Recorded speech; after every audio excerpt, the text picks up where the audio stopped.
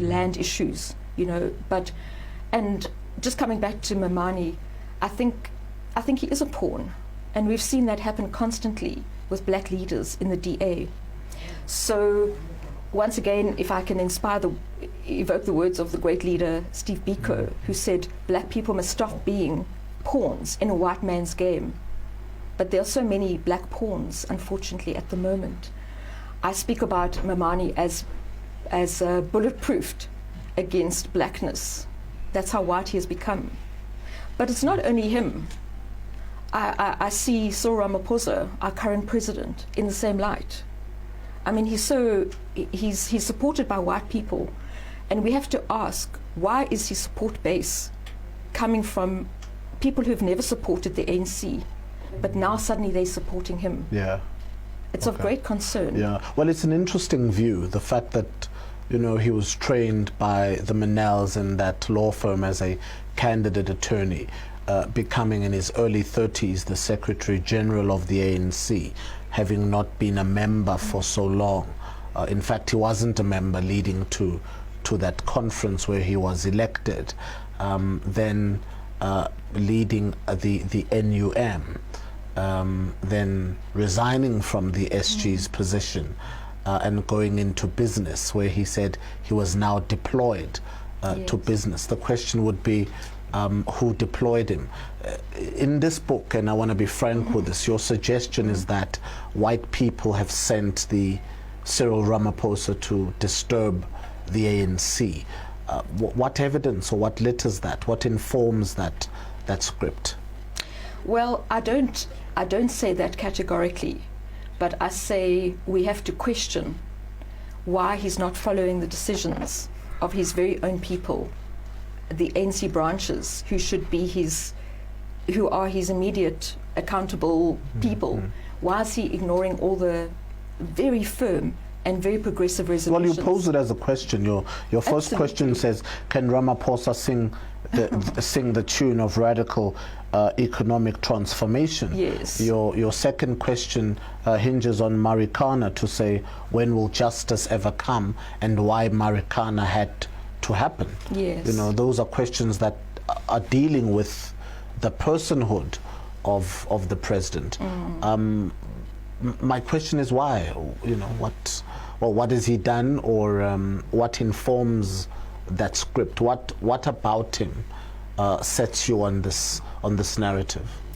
Well, I think that he puts the interests of white people before that of black people, and this is evident in the fact that he treats white markets, foreign markets, who don't give a damn about black people in this country. Actually, they just care about profits. He puts them first and foremost. It's as if they've become the supreme branch of the ANC. And on the Marikana issue, he has yet to visit the widows of those men brutally killed. But yet we see him dancing at white matric birthday parties. We see him embracing white people. And he's totally out of touch with the life of an ordinary black person. His decisions that he's making are very pro-white monopoly capital. And so one has to question, what is his agenda and what is his mandate? But, I wrote that particular article a while ago at the very beginning of his presidency. And I said, I'll wait. Let me not cast judgment. He's not my choice. I wouldn't have voted him in if I had a choice at Nasrec. However, let me see what his deeds say. And I can say 2 or 3 years later, he has done very little for the ordinary black person in the street. What has he done? He's and that's how you measure a president. What does he do for the material conditions of the ordinary poorest citizen in this country? And he's done nothing. And in an interview I did on Saturday, they asked me, who's the worst president this country has ever seen? And I said, I think it's going to be Cyril Ramaphosa, for the very reason that he's putting whites first. So what he's doing, he's in the curtsy, to me, of white supremacy. I mean, why is land sitting still in white hands? Why is the NC not moving? And I think part of the distorted narrative we've had is that people have treated Cyril Ramaphosa as a messiah. But what has he ever achieved, actually? He wasn't an A-grade deputy president. I can't think of any achievements, really. And now he's sitting in a presidential role. Why would we expect him to do a better job? So in a way, he's a media creation. He's not a man of the people. And if you think of comparing him to what I believe is a true leader, we could look at Winnie Mandela, who was broken by the media, but she was a true leader because she was made by the people. And that's a very big distinction. Certainly things are not going right in this country. In the press today is the president's fight with the public protector, Yes. the purging of black executives at SOEs, load shedding is back, adverse findings against the president and Pravin Gordhan. Pravin Gordhan confesses to the existence and the creation involving himself Yes. of the rogue unit and the Zim flight, to which is also being investigated. And so it is sort of disaster after disaster, bad press after bad press. But you come here speaking these things. Others, perhaps your counterparts, journalists out there, white journalists, are singing his praises. So who's in the wrong? Well, yeah, I think that my version is truthful because I'm not beholden to anyone. In fact, my writings have cost me dearly. I think telling the truth is very expensive. I mean, my career has been totally jeopardized. I've lost favor with family and friends. So I'm telling a narrative that people don't want to hear, and I'm doing it at my own detriment. Is something wrong with the fourth estate? Are we, the fourth estate, the challenge? We've recently heard of the Tumamina WhatsApp group, where the president and Pravin Gordhan sends orders to big editors in this country to carry a particular narrative, a cleanup of sorts for the president. Do you think there's something wrong with the fourth estate, and we have been, the celebratory order for him? We've been the grandmasters and the pianists to this great play that Cyril and Pravin are part of. Absolutely. It's very sad because journalists should be the speakers of truth. And I was very fortunate in my career. I was mentored by the great and late, sadly, Dr. Agri Cluster of Sowetan, the father of nation building in the true sense, not in the fake rainbow nation, but in real nation building. And Sowetan journalism under his reign was about the people. It was about doing things for the public good. But what we're seeing today is journalists not trading in the truth, they're trading in propaganda. I think one of my articles speaks about them as the pastry chefs of propaganda. And they write things on the pen of bias for a particular agenda. So, but it's not only the media, it's civil rights organizations. We see people anti-Zuma going out and protesting, but those people are nowhere to be seen when there's black people dying, being shot, being murdered by police. There's no protests against poverty and inequality.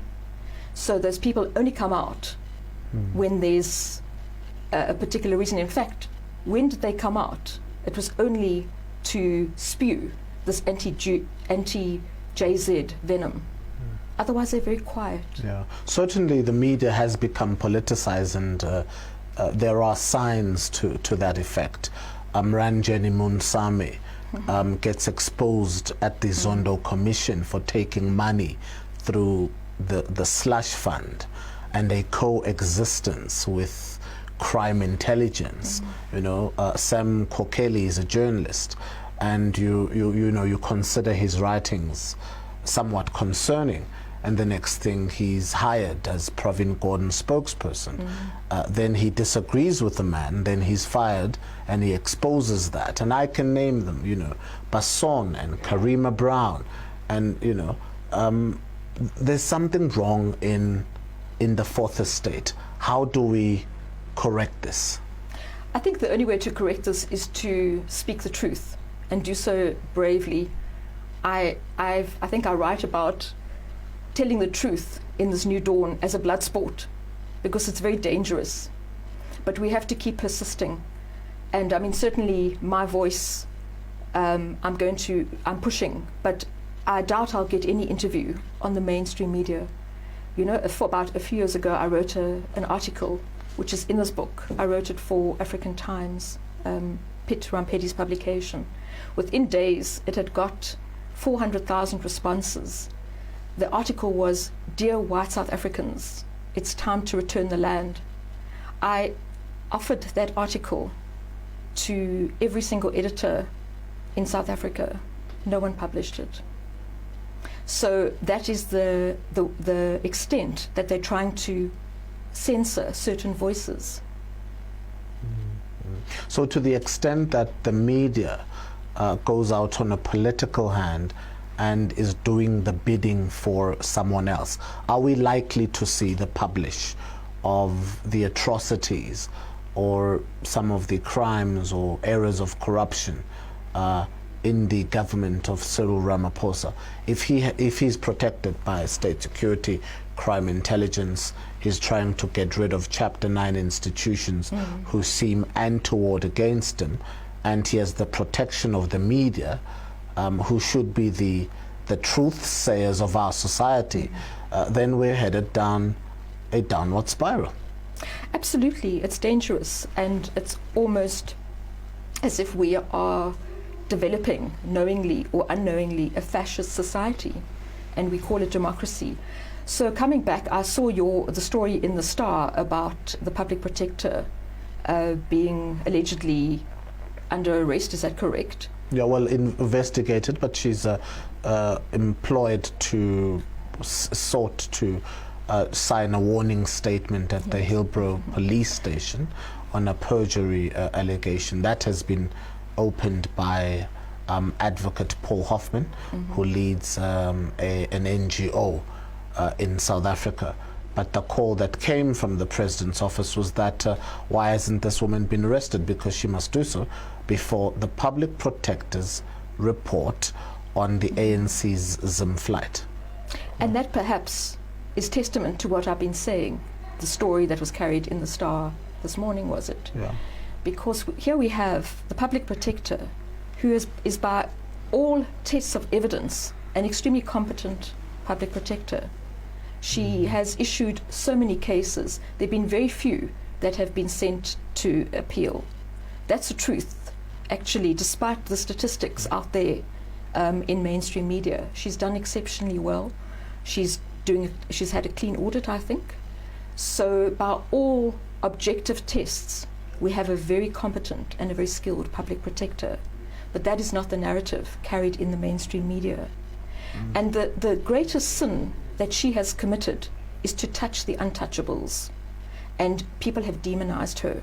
And it is tragic, because we are at danger of losing one of our strongest leaders who have stood up without fear and favor for the rights of ordinary people in this country. The question that should be asked, and I've asked it 100 times, and I will keep asking it, is why are the records, CR17 records, sealed? That is a question we must ask. If we want to discuss the truth, why is the president so scared of that information getting out? In direct contrast to JZ, the previous president, who said, I give access to my records. There's nothing I need to hide. So despite the fact that President Jacob Zuma is presented as a villain, he is the one who's being forthright in saying, investigate me. Look at my records. I've got nothing to hide. Yeah. Our current president is saying exactly the opposite. And I yet want to put in the last question, just we've got 30 seconds, but yes. What do you make of Thabo Mbeki's recent redirection or recent awakening or reveal at the NEC meeting last week? I think it's very sad and desperate. I mean, remember, he was outclassed by President Zuma, and it's his last shot to try and come into the public foray. But I mean, he's a small man, a small politician, a man who's never been in touch with the people. Right. Have you ever been concerned about your safety, your people? You are a white South African living in South Africa. I do take it you've got white friends. You have a family, white family. Have you ever had conflict or security issues within your people, within coexistence in this republic? Yes, I think I'm a black sheep in the white community, but it won't deter me. The truth must come out. Okay. Congratulations on the book. Mm-hmm. Where do we find it? How do we find Kim Hela besides Twitter? Kim Hela Kune. You titled yourself with the surname of Itumeleng Kune. Absolutely. Okay, that's another story for another day. Goalkeeper for Chiefs. That's a story right there. Yes. Okay, so where do we find the book? Well, the book will be hopefully in mainstream media bookshops in mid-January. It's available now at Exara Books, a Pan-Africanist bookshop in Midrand. Okay. Or through myself. Can I give my email? You can give address? your email, and you can give us your Twitter handle.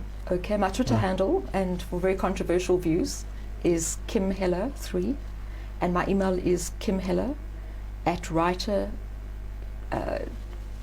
kimhela.writer@gmail.com. Okay. Thank you. All right. Congratulations once again. Thank you for coming to chat with me. No white lies. Okay, that was writer, political commentator Kim Hela puts up quite a storm on the controversial Twitter streets. Quite a story to tell, a white South African woman saying white people should bring back the land. I asked her the question, is she not fearful of her own people? And she says she's always been the black sheep of the white community, but the truth must be told. Her book is called No White Lies, Black Politics and White Power in South Africa. It should be an interesting read, an interesting conversation indeed. It's been a contentious year. We've been discussing transformation, issues of land return, nationalization of the Reserve Bank. That's the politics that make up our diverse society in this, the Republic of South Africa. So wherever you're watching me from in the continent, I thank you for allowing me into your space in this time. 42 countries have watched the show this afternoon. So Mahlangu, yeah, talk back to me, share this conversation.